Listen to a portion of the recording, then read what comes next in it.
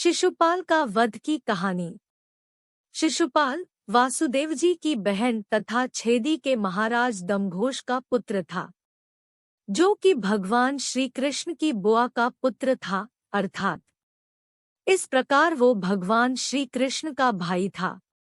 शिशुपाल के वध की कथा जितनी रोचक है, उससे भी ज्यादा रोचक है शिशुपाल के जन्म के समय घटित हुई घटनाएं।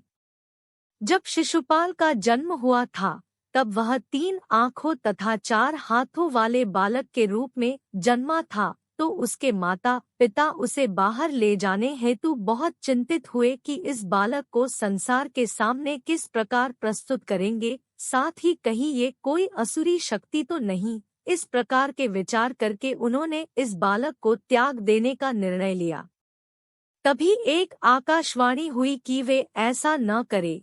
जब उचित समय आएगा तो इस बालक के अतिरिक्त आँख एवं हाथ अपने आप ही अदृश्य हो जाएंगे, अर्थात जब विधि के विधान द्वारा निश्चित व्यक्ति इसे अपनी गोद में बैठाएगा तो ये अतिरिक्त अंग गायब हो जाएंगे और वही व्यक्ति इसकी मृत्यु का कारण भी बनेगा, अर्थात इसका वध भी करेगा। शिशुपाल के माता पिता इस आकाशवाणी को सुनकर आश्वस्त हुए कि उनका पुत्र असुर नहीं है, परंतु दूसरी ओर उन्हें ये चिंता भी होने लगी कि उनके पुत्र का वध हो जाएगा और वह मृत्यु को प्राप्त होगा।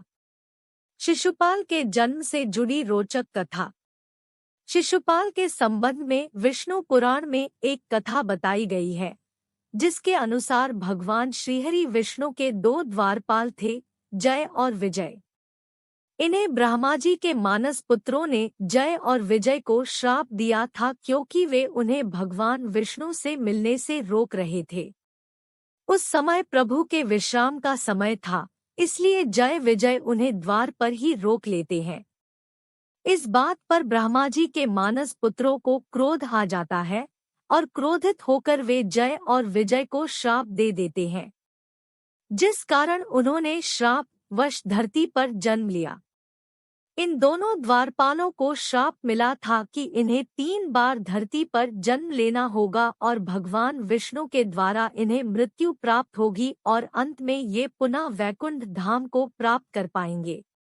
तब एक द्वारपाल जय ने हिरण्यकश्यप के रूप में जन्म लिया, जिसका वध श्री हरि विष्णु द्वारा अपने नरसिंह अवतार में किया गया।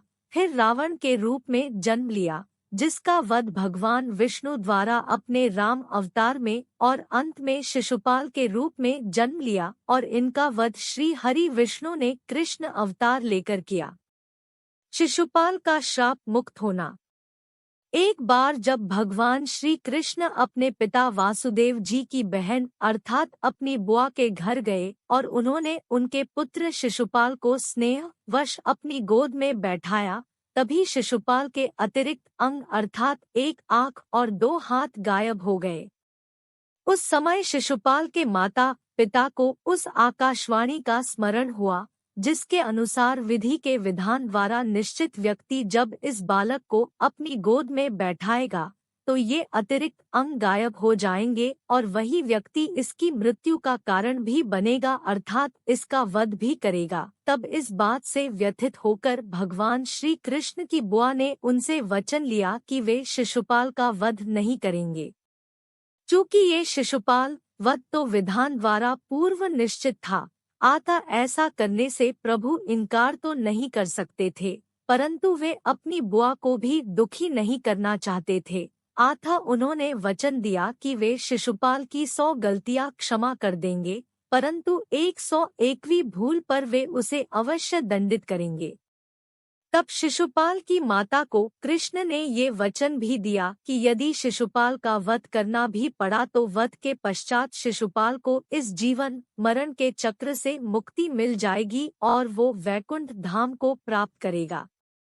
तब भगवान श्री कृष्ण अपनी बुआ के ममत्व को देखकर भाव विह्वल हो उठे और उन्होंने ये वचन भी अपनी बुआ को दिया। श्री कृष्ण रुक्मिणी विवाह। काल चक्र चलता रहा और महाभारत काल में जब कुरुकुल में कौरवों और पांडवों के बीच महाराज पांडु के ज्येष्ठ पुत्र युधिष्ठिर को युवराज घोषित करने का निर्णय लिया गया, तो इस शुभ प्रसंग के लिए राजसूय यज्ञ आयोजित करने का निर्णय लिया गया। इस हेतु सभी संबंधियों, रिश्तेदारों सहित अनेक राजाओं एवं अन्य प्रतिष्ठित महानुभावों को आमंत्रित किया गया। तब वासुदेव श्री कृष्ण को भी आमंत्रित किया गया, क्योंकि महारानी कुंती उनकी बुआ थी तथा शिशुपाल भी इस यज्ञ में शामिल हुआ, क्योंकि वह कौरवों एवं पांडवों का भी भाई था। इस समय एक बार फिर भगवान श्री कृष्ण और शिशुपाल का आमना सामना हुआ।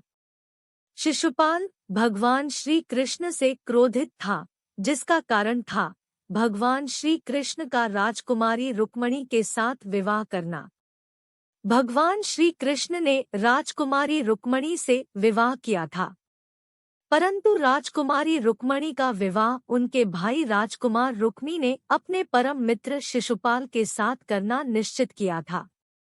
विवाह के सारे आयोजन हो चुके थे, परंतु राजकुमारी रुक्मणी भगवान श्री कृष्ण से प्रेम करती थी और उन्हीं से विवाह करना चाहती थी, और राजकुमार रुक्मी ऐसा नहीं होने देना चाहते थे।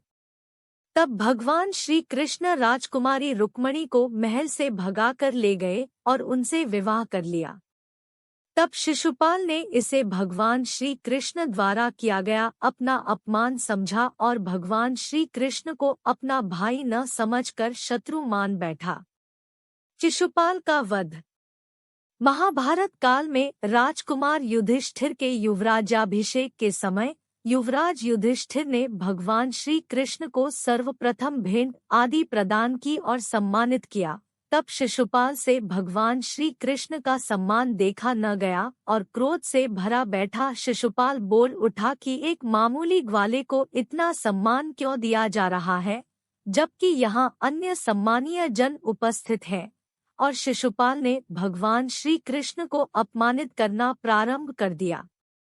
शिशुपाल भगवान श्री कृष्ण को अपशब्द कहे जा रहा था, उनका अपमान किए जा रहा था, परंतु भगवान श्री कृष्ण उनकी बुआ एवं शिशुपाल की माता को दिए वचन के कारण बंधे थे, आतवे अपमान सह रहे थे। और जैसे ही शिशुपाल ने 100 अपशब्द पूर्ण किए और 101वां अपशब्द कहा, भगवान श्री कृष्ण ने अपने सुदर्शन चक्र का आह्वान किया और इससे शिशुपाल का वध कर दिया।